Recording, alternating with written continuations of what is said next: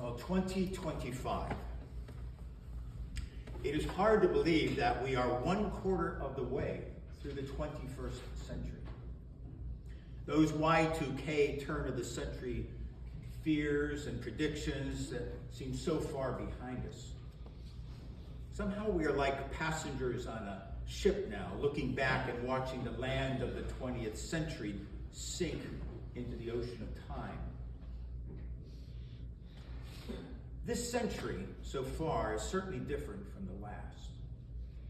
A reputable website says that between 1900 and 1925, there were over 12 million fatalities from 77 wars started in those years.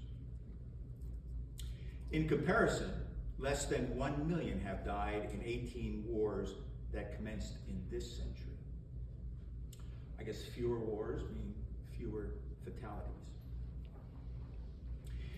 In a way, those people in 1925, when I think back, those people are my grandparents, in some cases, some great-grandparents. They were like Joseph in today's gospel reading.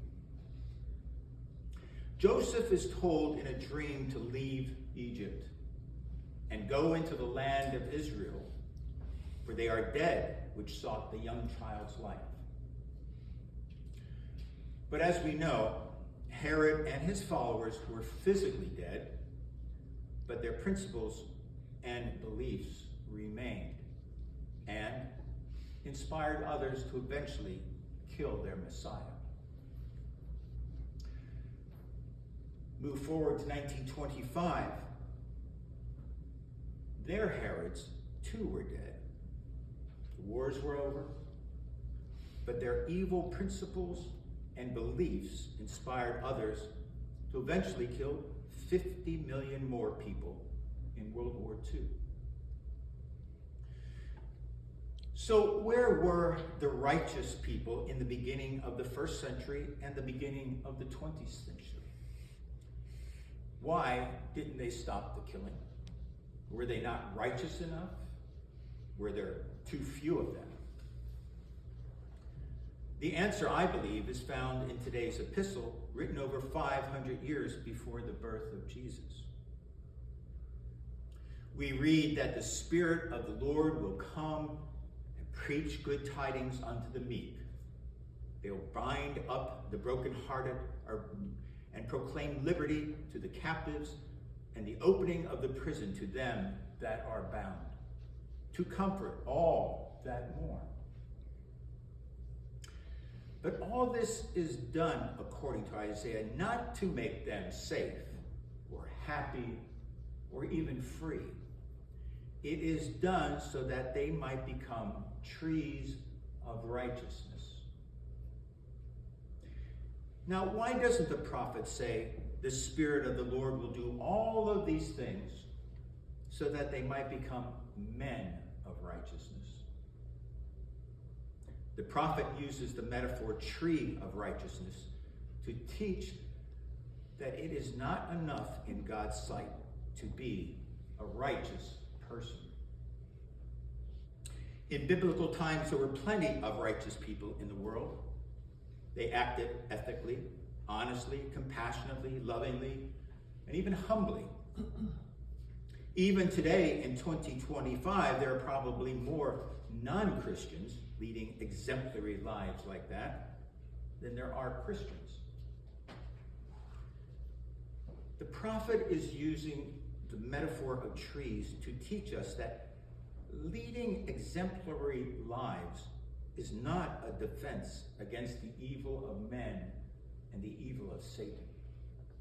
He is using the symbol of a tree to teach that you must be rooted in your faith in God, just as a tree is rooted in the soil.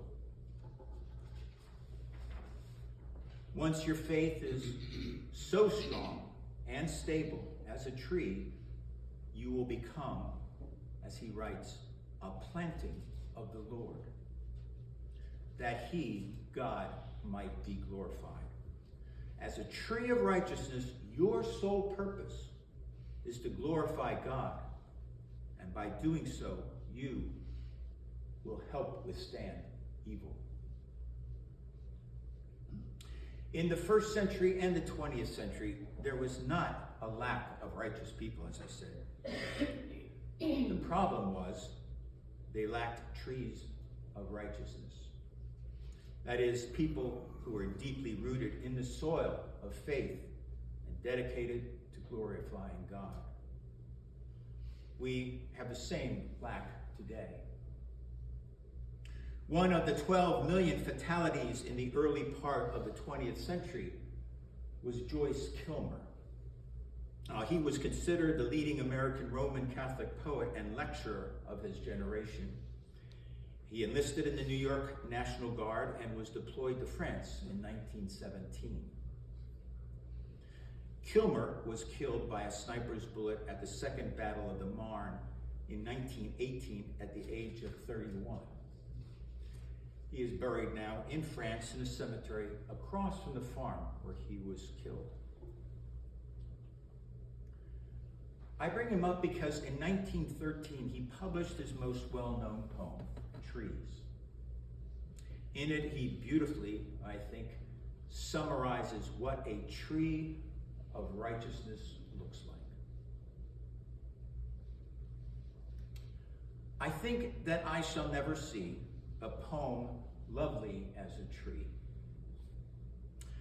a tree whose hungry mouth is pressed against the earth's sweet flowing breast, a tree that looks at God all day and lifts her leafy arms to pray, a tree that may in summer wear a nest of robins in her hair, upon whose bosom snow has lain, who intimately lives with rain.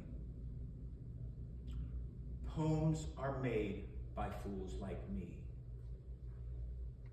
but only God can make a tree. In the name of the Father, and the Son, and the Holy Ghost.